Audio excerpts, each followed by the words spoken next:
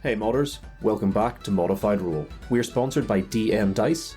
Use the code ModifedRoll or follow the link in the description to get 10% off all your adventuring needs. We're also sponsored by Arcanist Rum. Check them out and use code ModifedRoll to get 15% off all purchases and free shipping. In the last episode, Sinclair headed into the markets of Belgravia to see if he could find a few trinkets for his comrades. While there, he ran into a familiar face in need of some help, and took them to the only place he knew of in the city where they could relax for a time. We rejoin them now as they head to the Inner Demon. In this, episode 50 of ModifedRoll, A Friend in Need.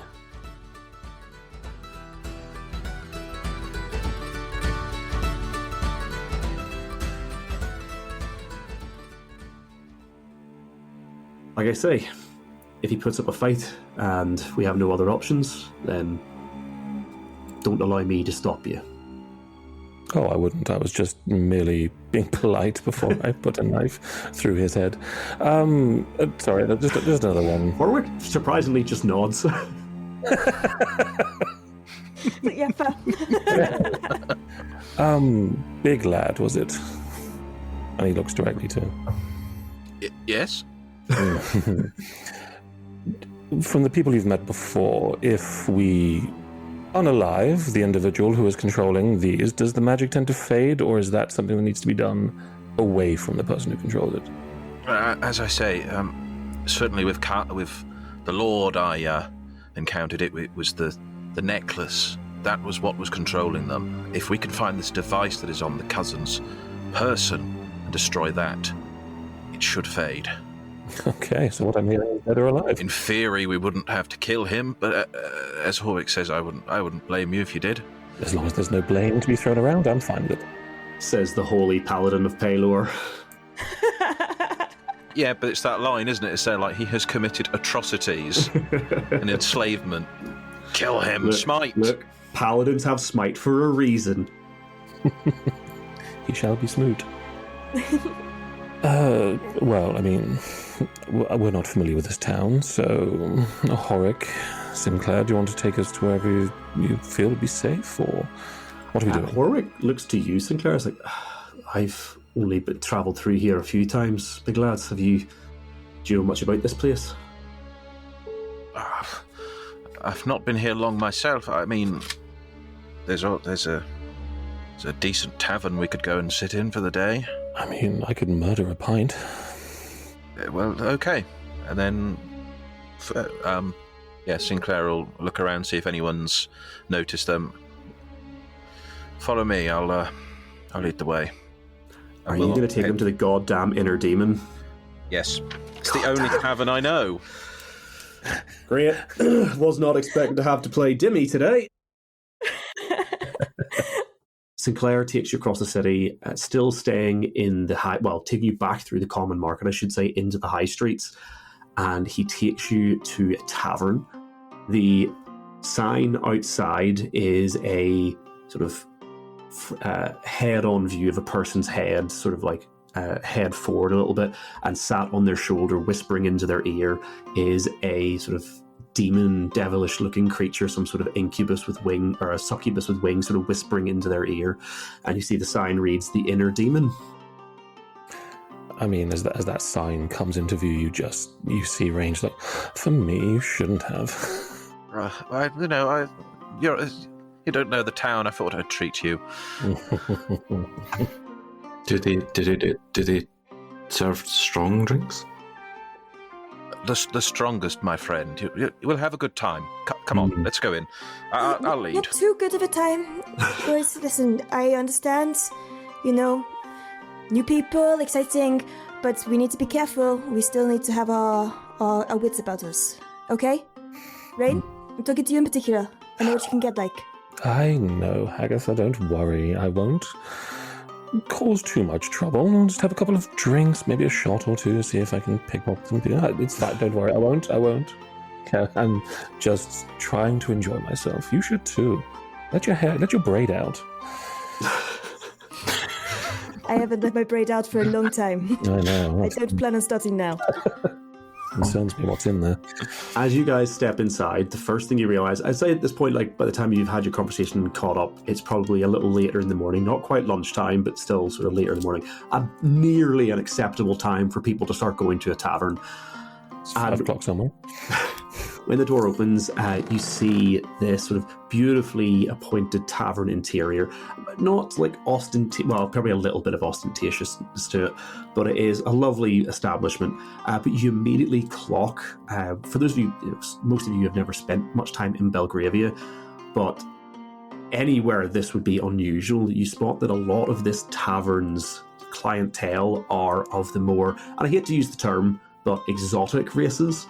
You immediately spot a tiefling in one booth, 2 goblins in another, a furbog in a sort of corner booth by himself, sort of eating sort of what would have been on the breakfast menu. You see this long, dark bar top. Behind it, at one end, cleaning a glass, is a gorgeous, drop-dead gorgeous ASMR fella wearing this bright white silvery low cut, like it's a button-up shirt but very few of the buttons are in, and at the far side, sort of leaning against the bar chatting to another person, is this beautiful tiefling who I believe, sorry I should say as well, the ASMR with that like white shirt has this pale, almost like powder blue skin and a shock of golden hair falling over top these broad muscular shoulders.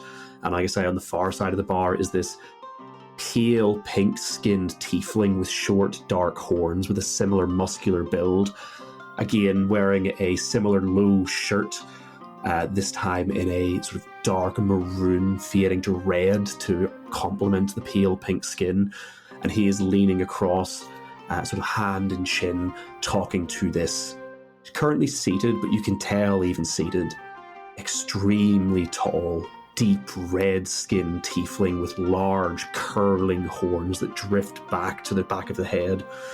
You see there, certainly in one hand, holding a newspaper as they flick through it, legs crossed, sat on the stool, the other hand on the bar top, all holding what is clearly not being poured, but drunk from, bottle of something. And even as you come in, the tiefling behind the bar is like speaking softly to her, and you see her nodding along, and then just taking a swig from this bottle as she shuffles the newspaper in front of her. And as you all step in, her eyes glance up briefly as the party sort of trips in, and then she sees Sinclair at the back. Ah, Sinclair, back so soon, I see, and with new friends to boot. Come, come. Any friend of yours is a friend of mine.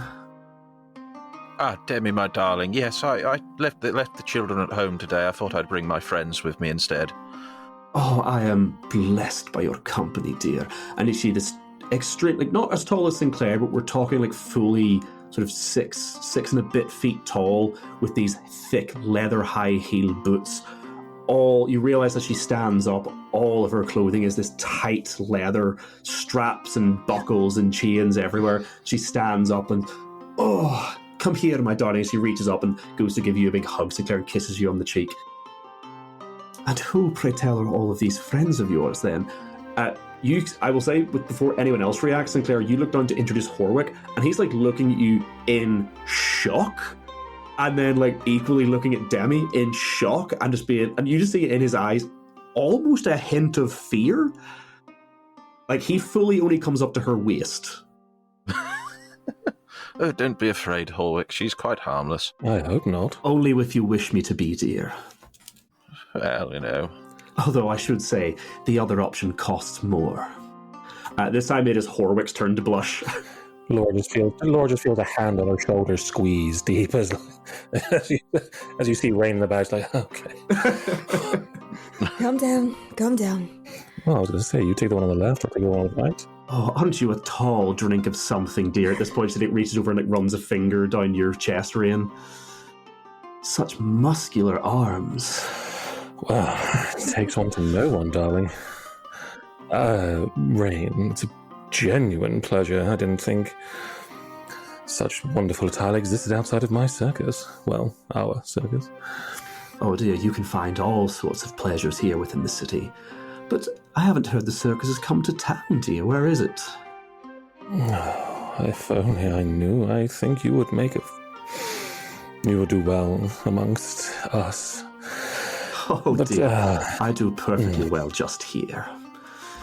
No, I bet you do. What is... You said it costs. I'm just wondering. Listen. Forgive my friend. I know he is very forward. What's it to forgive? Nothing, darling. You keep being you, but we are looking for... You see, as you're like sort of calming him down, Demi fully like, leans down, like hand on your shoulder, and whispers in your ear, like, "Don't worry, dear. I love them." And there's like just an ever so slight glance to Rain's nether regions forward.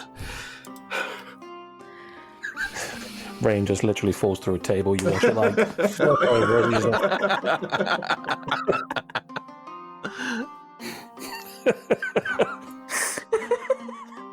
I think whilst this is going on, Tegel would have just like directly went behind the bar to try and find a drink, like ignoring everything else. As you go to move by the bar, you like come around the end of the bar and find yourself face to shin with that ASMR who is like cleaning up, and he looks down. He's like, "Oh, my friend, how can I help you?" Looking for whiskey. Whiskey? "Oh, of course, my friend." And you see he like runs a finger across several bottles, looks down at you, and you can see in these like golden ringed eyes like this moment of sort of appraisal, and his finger taps one of the glasses or one of the bottles, pulls it and a glass down, and then looks at you again, puts the glass back, and sets the bottle on the end of the bar. I will kind of jump onto a stool and just start to swig. Cool. What would Tego be looking for in an alcoholic beverage? Escape. That's far too real. Then this is one of the most potent things you have ever picked up. Before this thing even touches your lips, the fumes are almost like cleaning your scales. Good choice. Good choice. And I will just continue to drink whilst whatever it is going on at the other end of the bar continues to go on. So, not wanting this to become the entirety of the one shot. Remember what I said earlier? That was never going to happen.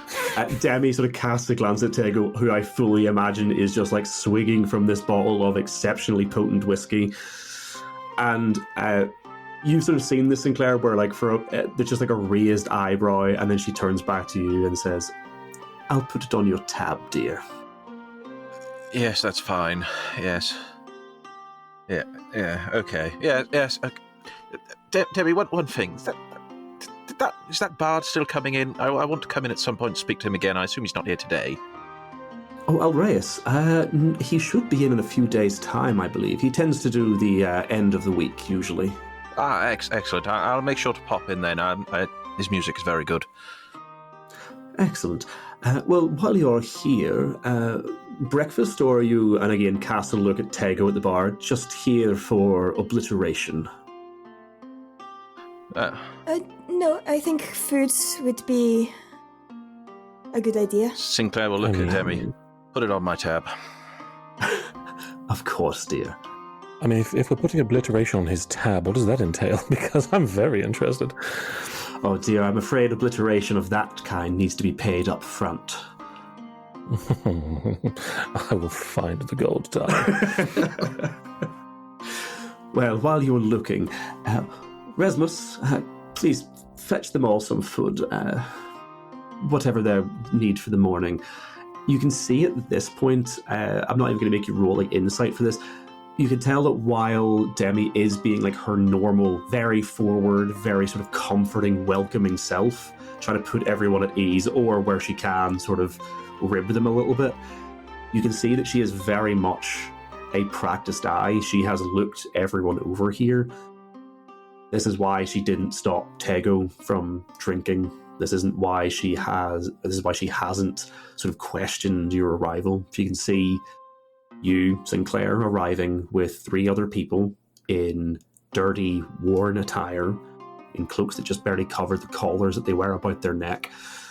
And as she turns back to the bar, she just has that one moment where she turns to you and looks you in the eye and gives you a very serious look. Of course, make sure everyone is fed before you head off again. We offer whatever comforts we can here. Before she turns, he'll give her a serious look in the eye and a very slight nod of understanding. You know you're always welcome here, Sinclair, and your friends. She heads back to the bar, folds up the newspaper, grabs the bottle, and heads off to head upstairs to her private rooms. And I will say, I won't even make you guys roll for it. As she walks past, there is a similarly potent smell coming from the bottle of whatever that she was drinking. So, you guys settle in, food is brought out for the three of you. Well, sorry, the four of you, including Horwick. I think I said three earlier, but the four of you, including Horwick. This is the most you have been fed in any one sitting for a number of weeks, and it is definitely by far the nicest food you have been fed in a number of weeks. And the ASMR will continue to bring food until you can no longer eat. And you're able to while away the afternoon here in the tavern, and over the course of the day it gets sort of busier towards the lunchtime and then wanes and then busier again towards the evening. And you stay that way until you can see the sun just heading towards the top of the walls. And perhaps you've been having something light-hearted conversation while you've been here. One, so as not to draw attention to what you're really doing here, but also maybe because that this is the first chance that the four of you have had to properly relax in a long time and feel comfortable. But as that sun heads towards the horizon, with it brings the thoughts of what is to come yet. Are you going to be found out for not completing the task you were sent out to do, or is this perhaps just the prelude to your freedom again? With that thought heavy on your mind, Horwick pushes himself back from the table, looks to each of you in turn, some probably a little bit more sauced than others, and says, "Right, the boat's tied up just down from the docks. We should head off now if we want to be back at the appointed time." Yes, absolutely. But does everybody have their things? Everything they came in here with? Sinclair, as funny as that joke is, coming from a motherly figure, you realise you don't have your armour or weapons on you. Do you know, it's funny, I think I forgot to put on my armour this morning. Bastard us. You guys take a quick, circuitous route back. You duck into the estate that you're staying at. Horwick raises an eyebrow, but asks no questions about that. Yeah, as he's sort of, heading into the gate. Don't ask questions. I'll explain at some point. Just be a minute. No, because I haven't got time. Because I need to go. Sorry, no, okay. And then eventually he reappears. Yeah, a couple of voices shouting from inside. Although you say that now, I have no idea what the other guys' one-shots are going to be like. They may not be in the house at all. So but you can cut that bit if you need. You're just shouting to no one. So you head in, and 10 minutes later, because that is the time it takes to don armour, you come back out with your armour in place and weapon in situ, and you head down towards the dock area. Now, as mentioned before, Belgravia, when I refer to the docks, it is a river dock. Belgravia is not on the coast. It is on one of the major riverways of the continent. So it is very much a heavy, long dock situated along the bank of the river that Belgravia is situated on. And you see Horwick sort of leads you down away from all of like the merchant ships that travel down the river to the coast, and instead takes you to a small... You're used to seeing the halfling sort of riverboats, the long ones that, the ones the families would live on, the long houseboats, as well as the larger barges that they would use for transporting goods, and the small ferries for the larger riverways. This is sort of a smaller version of one of the halfling boathouses. It could maybe only house 2 or 3 people at a time. So with the 5 of you now trying to travel back down, it was cramped on the way up. With a 9-foot tall half orc, half Goliath squeezed in, it is a very tight journey on the way back. But as you all squeeze in and Horwick takes up the sort of control of the boat and heads you downriver again, there is that brief moment where Horwick shouts out, "Now, when we get there, Sinclair, they're going to know who we are. They're not going to know who you are. So here's the question. Do we try and lie our way in? Or do we go in spells blazing?" Interesting. Just out of game, do we know how how many strong this camp is, like guard-wise? Because we've been there before, right? So we would know roughly what we would be looking into should we go in. So Sorts. you would know that the majority of the people here are made up of other members of Tego's Kobold clan. You'd know for them, while they're still technically slaves, as far as his clan is concerned, this is like a business arrangement. Like, they've essentially been told, you guys are coming, like, again, this would have been information you guys would have just learned, so it's not just Tego knows this, like, all of you would be aware of this. They weren't, like, sort of kidnapped and brought here. Their clan leader reached an arrangement with Guilfoyle, or whatever group Guilfoyle is representing, and they were brought here to work, and they have been given stuff in exchange. You don't know what that is. Even Tego isn't aware of the exact arrangement. All they know is that there is some sort of trade happening. So for a lot of these kobolds, this work isn't much worse than what they would be doing for the clan. Like, it's not good, and it's not, you know, they're like, you know, maybe burning stuff down was, you know, Tego's maybe the only one in the group who was like, okay, another job. And the rest of you are like, we might kill people. It's like, Tego's like, yeah, it's burning down a building, who cares? So you know that for the kobolds, it is like 50-50 whether they'll actually fight you. I will say, actually, I'll make a Horwick roll for this as well, but can I get Rain and Laura to both roll insight checks for me, please? Good at them. Good at them. Yeah, I am. Are we ready? 22. Okay, well, the 22 is definitely going to get it, even if the 3 didn't. Dirty 20. Oh, a dirty 20? Mm-hmm. Damn, okay. Yeah, Horwick got on that one. Horwick is a bit preoccupied with, obviously, his cousin being the second cousin being the one sort of running all of this. So he's been a bit preoccupied with that. You two notice, similar to Tego, who has this like sort of iridescent purple sheen to his eyes and occasionally sort of like stops to listen to a voice that nobody else can hear. He isn't the only kobold who is acting like that, and it is definitely something that has happened to them since arriving. Like, you've seen them come in groups perfectly normal, then every so often one will disappear back into this hideout and come out sometime later acting a little bit strange. So you think of the regular kobolds, it's like if you come in sort of spells blazing and laying down the law, it's like 50-50 if they like rise up to defend the place or just kind of go, not my circus, not my monkeys. Yeah. But you also don't know. Tego, I would say you would know specifically the ones like you who have been affected are probably more likely to stand up and defend this place, but you can't quite put your finger on why. It's just a feeling you get. Yeah, that makes sense. You would also know, besides just to give you the full picture as well, the kobolds make up the majority, but there are other people like you, people who have been captured. You know for a fact, unless Guilfoyle is there with the device, that they are not going to be defending this place. They are slaves, and they will be looking for any excuse to get out. On top of that, not often like in like so essentially this hideout is like a hidden dock with like a little tributary that comes off through a cave system. You know there is like a loading area, there's a storage area, and a living area where like the kobolds and slaves stay. Then there are other areas that are usually locked off to all of you, and you know that the only people who tend to go in there are Guilfoyle or these enforcers that he has hired. You do not know a lot about these enforcers, other than they relish in hurting people. Like they are very keen to be an enforcer. Unfortunately, these do change every so often, so it's not always the same group.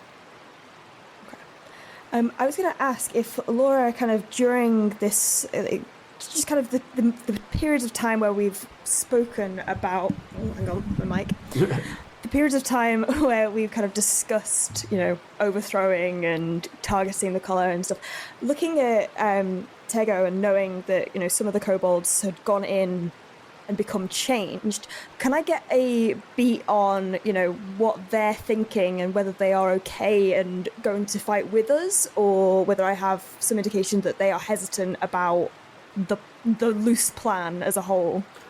So just so I know whether I'm making a roll, like, or if you're making a roll just in general, or if it's something that you guys are like making a roll against each other, would you have like broached this with Tego, or is this just literally you trying to get a read on them? This is more me just trying to get a read, because she's kind of been monitoring everyone to make sure everyone's okay, and as part of that is just checking that they are up for this. Cool. And so kind of focusing mainly on Tego about whether, they're willing to stand up for this or not. Give me an insight check at disadvantage then. Disadvantage. Okay, that is a 16 with disadvantage. Okay. So yeah, like I say, you get something is different about these ones, and again, it's just like a feeling you get, similar to how like Tego just knows. There's nothing that sort of tells you one way or the other, because you've never, like, they still follow orders, they still do what they're told. Like, none of the kobolds have been like, no, revolution! That all the kobolds have been like, yeah, okay, this is what I'm here to do, and just got on with the job. Very rarely do any of the kobolds actually get punished, and if they do, it's usually because the enforcers are looking to punch down, like they're looking for weak things to beat up. Generally, it is the other captives who are the ones getting punished, because they will try to, like, stand up for themselves, or they will try to escape. The kobolds are like, no, clan boss, like, clan lead told me to be here, I have to be here, do the job, get whatever it is I'm getting, and then go home. They don't know when they're going home, but that's what they're hoping for. So you just get a feeling, having watched them, that there is something off. It's the same thing you get, like, when when Tego first described what he was doing in the market, like, listening to and talking to a voice no one can hear. Yeah. You just look at that and go, that boy ain't right. And, like... several of the kobolds are like that. Quite a few at this point. Okay. So it's just this feeling there's something not quite there. So without putting a finger on it, you're like, yeah, if any of them are going to side with Guilfoyle, probably them. Okay. And do I get the impression that Tego might be one of them, or are you pretty much with us from the sounds of from how you're acting and stuff like that?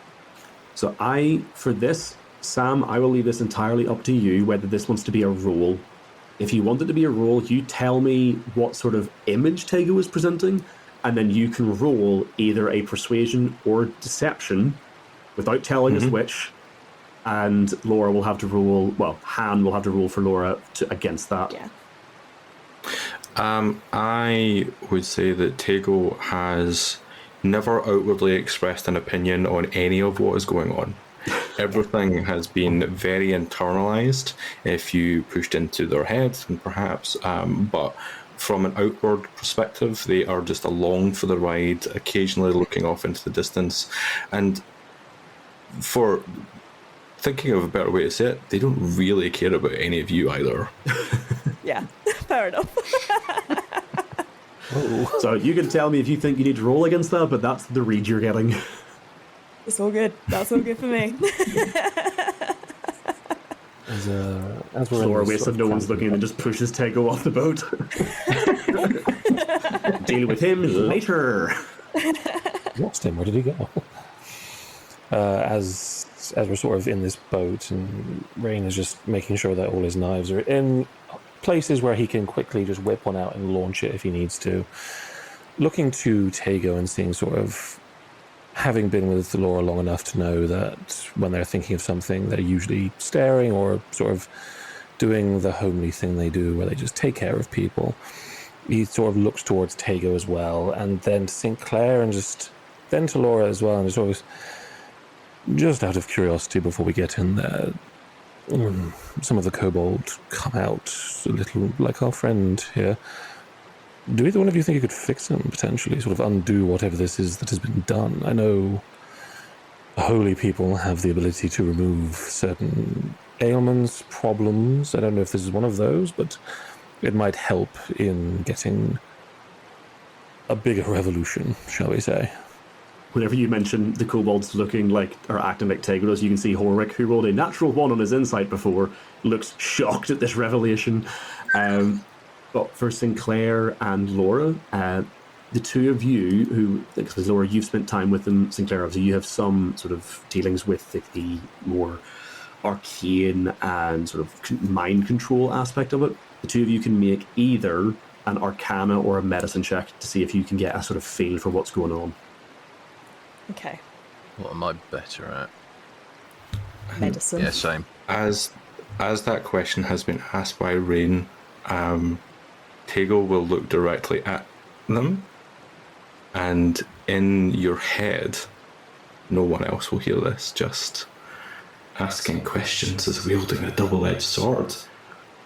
For in seeking answers, you may uncover truths that haunt as much as they enlighten. In your head, to no one else's hearing, as Rain will cast a message to you, not knowing what's going on. Sort of, you know, darling, I do enjoy a good riddle and a little bit of wordplay, but I worry for you and your kin, and come hells or high waters, we should look into sorting you out. Don't you think? Someone's in my head. Someone's in my head. Stop talking. Someone's in my head. That's there you go, sweetie. That's me. Brilliant, Sam. Well done. I like that. The two of you are like sort of thinking on this, and there's just this moment where Tego and Rain sort of lock eyes, and there's just like a couple of seconds of silence, and then someone's in my head. Someone's in my head. What? You okay? Someone's in my head. Don't like it. Don't like it. Out.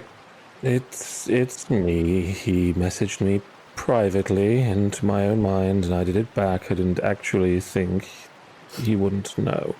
So Yes, but sometimes it can be quite intrusive. You've done it to me before, and it is jarring having somebody's voice up there. So I will say this. You've cast Message Rain. When you say that he messaged me, you realise for message to work, one, you have to point at them, even if it's like surreptitiously, you have to point at the target, and you still have to whisper it. So your mouth would still be moving. Nobody else could hear it, but your mouth would still be moving. It's part of the components for the spell. Tego wouldn't have done either of those. Okay. As Lauren sort of questions and sort of explains that talking to someone's head without them asking is intrusive. Not that we've ever had a character that does that before.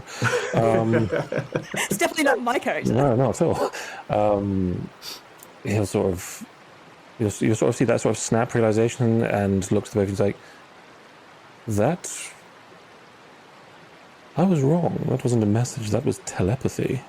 He didn't do any of the necessary components used for a message cantrip. That was psionic, or at least something along those lines.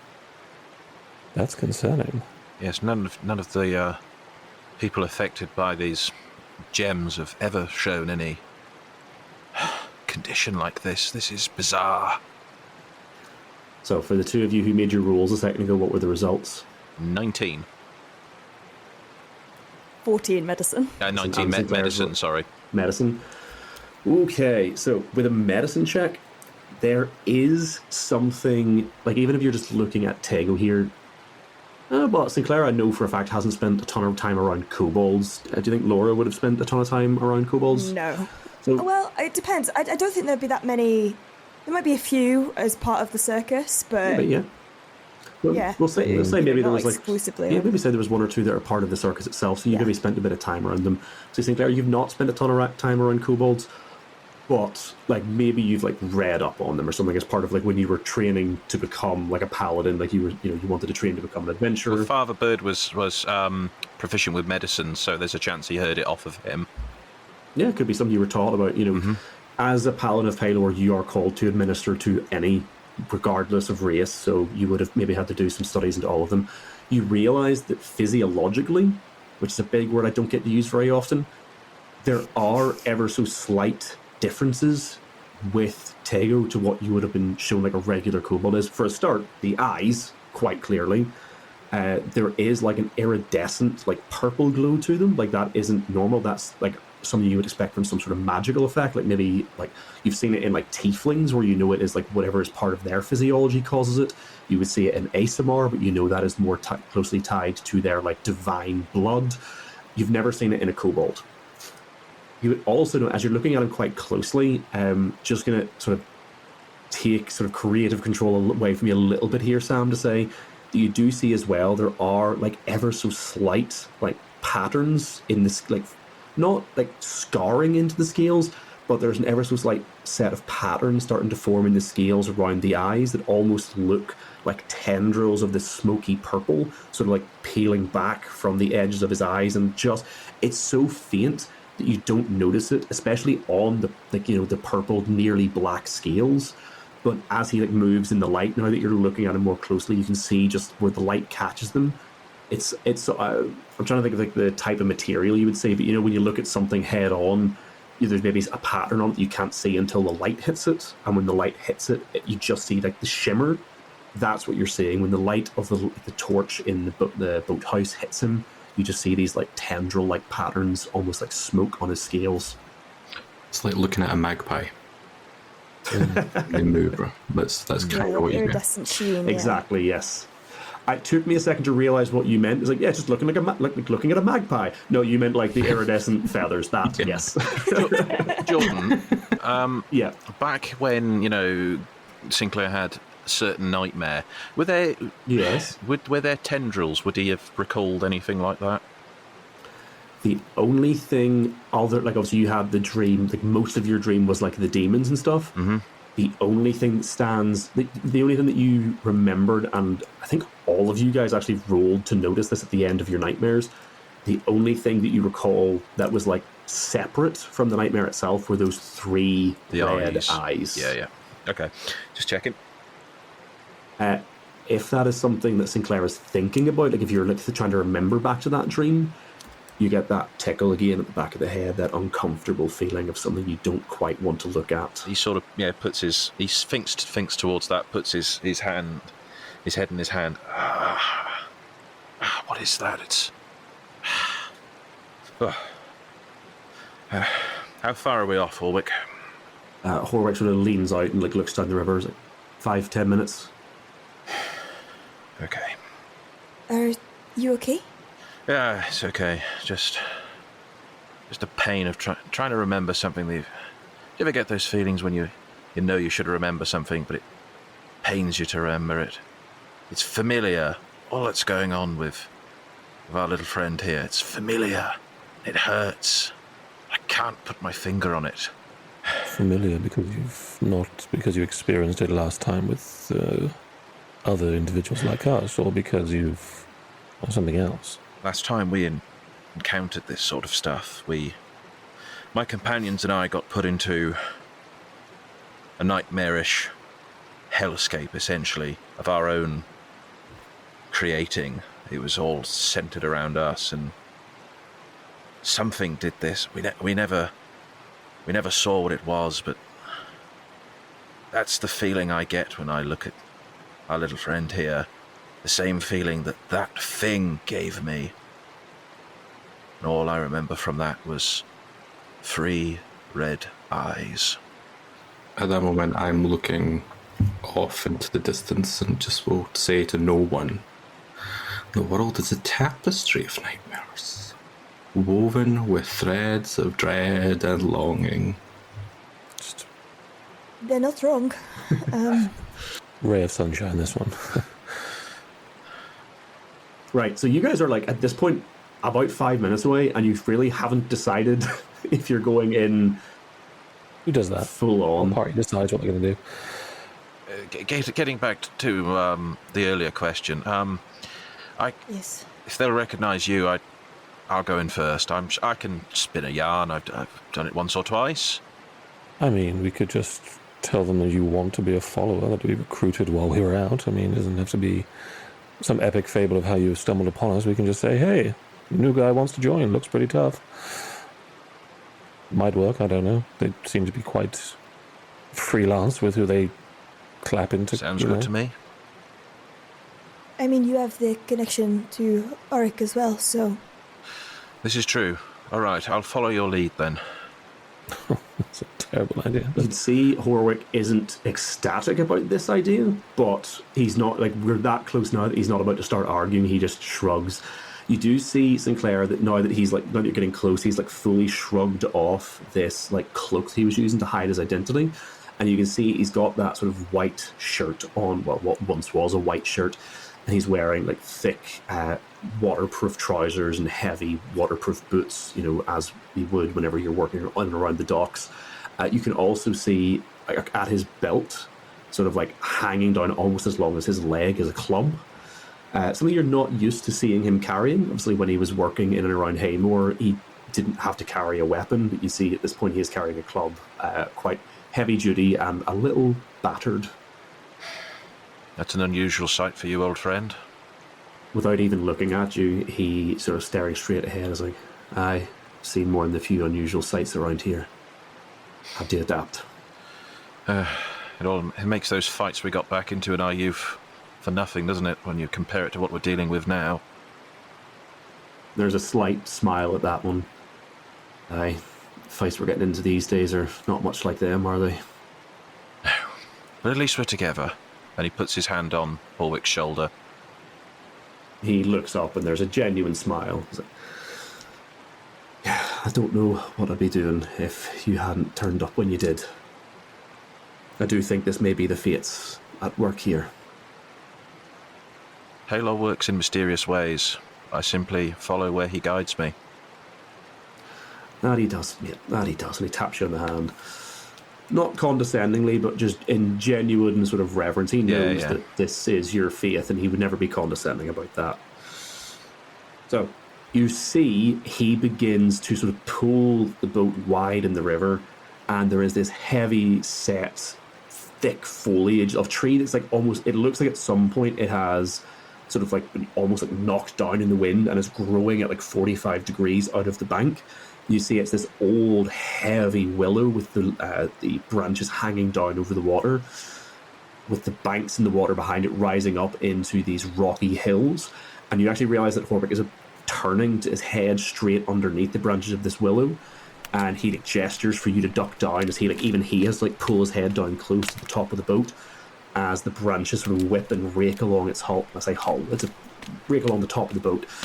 And you realise that directly on the other side is this naturally formed, well, at least it looks like it was originally naturally formed, it has since been manually widened hole with a tributary sort of running it out through this hill. The branches of the willow were actually masking the flow of the water, because as they were coming out and hitting the willow branches, it was sort of dissipating that flow and making it almost look natural as part of the ongoing flow of the river. But as you pull up inside, initially it is pitch black until the boat moves a little bit further in and it follows like a natural curve, and you can see torchlight just ahead. And as he works his way deftly down this narrow cavern with the tributary flow underneath him, working his way up against the current, you can just about make out in the distance the sound of things being moved and shunted and dropped, and voices bickering in this darkness up ahead. There's a single torch used to illuminate the path so that he can navigate his way in even in the pitch black. But up ahead you realise that it is, for the most part, dark. Sinclair, you have dark vision, don't you? Half-orc, yeah, you're half-orc, you have dark vision. I think the only one who doesn't is Laura. It's me! So, knowing this, I'm just going to, because I wasn't sure ahead of time who was going to pick a character with dark vision to make my life easier, I'm just going to give you dark vision and pretend there are torches. Yay! Because if you guys are working in the dark, there would have to be. I can cast light, I'm fine. So the question is then, who is getting off the boat first? Horwick will have to sort of bring it up to the dock, so who would get out to tie it off? Rain will get off to tie it off, seeing as he is the tallest, but also probably the most able to shoot the shit, as it were, with anyone who comes out and just kind of schmooze his way through things. So he will step off the boat first and start tying it off with the dock. Rain jumps off first, begins tying off the boat, and you see there are a bunch of kobolds out here. Like out on this area, this is the loading and unloading area for the dock. It's like for this hideaway itself. You see there are a handful of kobolds carrying crates out from further in and like bringing them to this area to be loaded on to the next outward journey. You can see sort of standing up on a little rock. Most of the kobolds are dressed in like standard sort of like basic, say, trousers, mostly sort of raggedy trousers. But there is one carrying a great heavy shield and a spear, sort of sitting like crouched on a rock, so them overseeing them. You recognize him as one of like the kobold guards. They don't do any of the manual labor. They're just there for sort of protection and also making sure that people keep working. Because even within the kobold clan, you still have to give them a poke sometimes, and that's their job. Mm-hmm. You can hear the telltale signs of movement and bickering from further in as more of this work is being carried out. This big one with a shield, does this one have the same kind of markings as our friend, or does this one look like he has not been affected by whatever it is yet? Out of character, all of the tokens with a purple spot have the same condition as Teiko. Mm-hmm. In character, yes, the kobold with the shield has these similar sort of shimmering iridescent eyes. Okay. Just as Rain gets off and starts to just sort of go about tying the boat, does the one with the shimmering eyes seem to take note? Does he have the same twitch as I can't remember. I'm sorry, I've forgotten the character's name. Tego. Thank you. There we go. It was a T. Does he seem to have the same kind of twitch and sort of look around as Tego does, or is there more of a focus with this one, seeing as it's bigger? So you recognize, you just know from having been here, his job is essentially guarding the docks, whether that is from the kobolds, accidentally wrecking stuff, or who comes in. So as you guys arrived, he is deliberately watching the boat come up, watches you jump down and tie it off, impassively, because once he saw you come close, he recognized the boat, he recognizes you, he knows you're supposed to be here, he doesn't make a move to do anything, and he just watches you. You do see at one point while you're tying off, if you keep flicking your eyes towards him, he will at one point stop looking at you, look further down that hallway you can see into the other area where there are more kobolds working. He looks that way, cocks his head as if listening to something, and then turns back and looks at you. Okay. As Rain sort of finishes pulling the rope tight and making sure that it's in place, through himself, he's going to point a finger towards the kobold with the shield, and casting message and whispering to himself as he does this. He just, in sort of no way in particular, just, I'm in your head and I can hear you now. We're all here and we're all listening. So what's going on? So, but trying to keep it hidden, so he's pointing, so he's not making this an obvious message. So this is through himself to the water, but casting it to the kobold behind him. Try and freak him out and see what happens. No, absolutely. So, honest in character question: would this have been something you would have done before, or would you have not risked it before? But now you're only trying it because you know what's about to happen. It's something it's a thought he's had in his head before, and at most maybe some of the lower tier ones that have just been meandering around doing not a lot. Once or twice perhaps, but this is very much with intent. So I'm going to say this. Yeah, I guess this will be the first time he's had the intrusive thoughts but never gone for them. It's time to let the intrusive thoughts out. So he's giving it a go. Cool. So I will say, as Tego knows, he is one of the more recent sort of indoctrinations, as it were.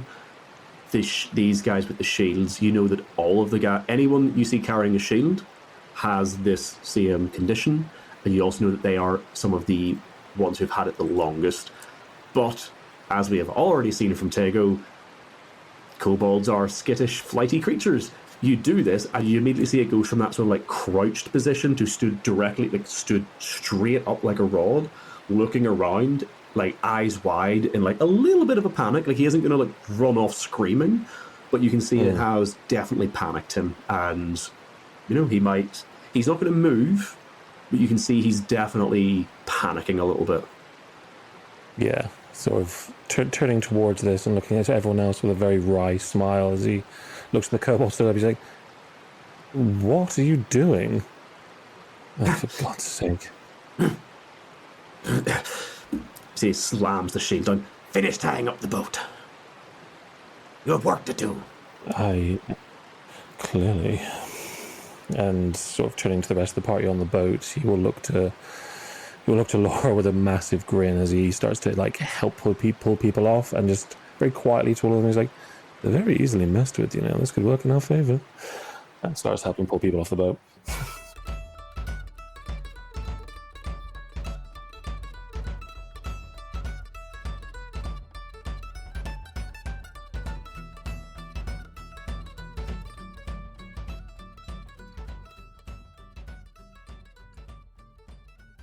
Well, that's it for this episode. Thanks very much for sticking with us. As always, thank you to Lixie B for our wonderful logo, Jeff for all the amazing artwork he creates that you can find on our online store, the Stormweather Shanty Choir for allowing us to use their song Drunken Sailor, wonderful sponsors DN Dice and Arcanist Rum, links for both can be found in the description, Michael Gelfie and Monument Studios for allowing us to use their tracks in our scoring, and of course all of our wonderful Patreon supporters who have allowed us to continue creating additional content for the podcast. Your support means the world to us, and we can only hope that with your help we'll continue to make great content. Thank you again to the lovely guests we had for this episode. Please make sure you go and check out their works, with Han and Dan coming from Tales on Tap, and Sam coming from Science and Sorcery. Both these shows are doing fantastic things, so make sure you go and give them a listen.